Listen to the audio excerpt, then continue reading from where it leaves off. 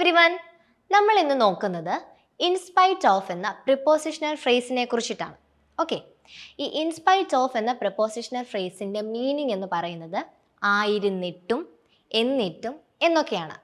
നമുക്കൊരു സെൻറ്റൻസിൽ in spite of എന്നതിന് പകരം ഈ ഡെസ്പൈറ്റ് എന്ന വേർഡ് യൂസ് ചെയ്യാം. പക്ഷേ അതിൻ്റെ കൂടെ എന്ത് ചേർക്കില്ല? ഓഫ് എന്ന വേർഡ് നമ്മൾ ചേർക്കില്ല. പകരം ഡെസ്പൈറ്റ് എന്ന് മാത്രമേ നമ്മൾ യൂസ് ചെയ്യത്തുള്ളൂ. ഇനി നമുക്ക് തന്നിരിക്കുന്ന ഒരു നോർമൽ സെൻറ്റൻസ്, ഈ സെൻറ്റൻസിൻ്റെ സബ്ജക്റ്റ് എന്ന് പറയുന്നത് he, she, they, I, you ഇവയിൽ ഏതെങ്കിലും ആണെന്ന് ജസ്റ്റ് ഒന്ന് ഇമാജിൻ ചെയ്യുക. അപ്പം ഈ നോർമൽ സെൻറ്റൻസിനെ നമ്മൾ ഇൻസ്പൈറ്റ് ഓഫ് വെച്ചുള്ള ഒരു സെൻറ്റൻസ് ആക്കി മാറ്റുന്ന സമയത്ത് ഇൻസ്പൈറ്റ് ഓഫ് എന്ന ഫ്രേസിന് ശേഷം വരേണ്ടത് ഈ സബ്ജക്ട്സ് ആണ്. പക്ഷേ ഈ പ്രൊനൗൺസ് നമ്മൾ അങ്ങനെയല്ല എഴുതുന്നത്. പകരം ഹീക്ക് പകരം എന്താണ് നമ്മൾ എഴുതുന്നത്? ഹിസ്. ഷീ ആണെങ്കിൽ her, they their, I me, you your ഇങ്ങനെ ആക്കി മാറ്റിയതിന് ശേഷമാണ് നമ്മൾ ആ സെൻറ്റൻസ് എഴുതുന്നത്. ഇനി ഒരു നോർമൽ സെൻറ്റൻസ് നമുക്ക് തന്നിരിക്കുകയാണ്. ആ സെൻറ്റൻസിൽ although, even though, still, yet, but, because ഇവയിൽ ഏതെങ്കിലും ഉണ്ടെന്ന് വിചാരിക്കുക.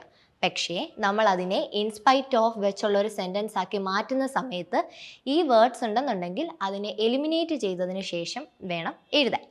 നമുക്ക് രണ്ട് എക്സാമ്പിൾസ് നോക്കാം, അപ്പോൾ നിങ്ങൾക്ക് കുറച്ചുകൂടി മനസ്സിലാവും. നമുക്ക് നമ്മുടെ ഫസ്റ്റ് എക്സാമ്പിൾ നോക്കാം. Although she worked hard she failed. അവൾ ഹാർഡ് വർക്ക് ചെയ്തുവെങ്കിലും അവൾ തോറ്റു എന്നതാണ് സെൻറ്റൻസിൻ്റെ മീനിങ്. നമുക്ക് സെക്കൻഡ് സെൻറ്റൻസ് ഒന്ന് നോക്കാം.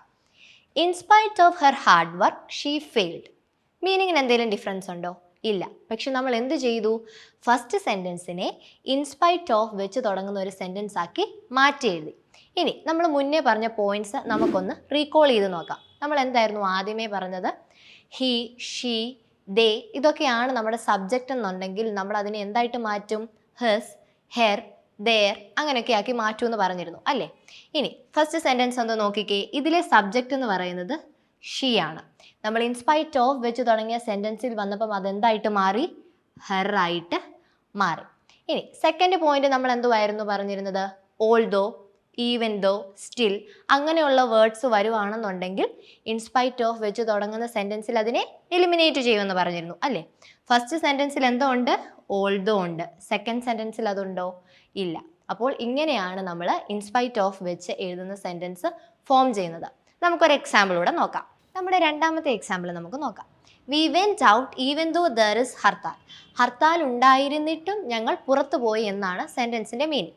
ഇതിനെ നമ്മൾ എങ്ങനെയാണ് ട്രാൻസ്ഫോം ചെയ്ത് എഴുതിയിരിക്കുന്നത് നോക്കാം.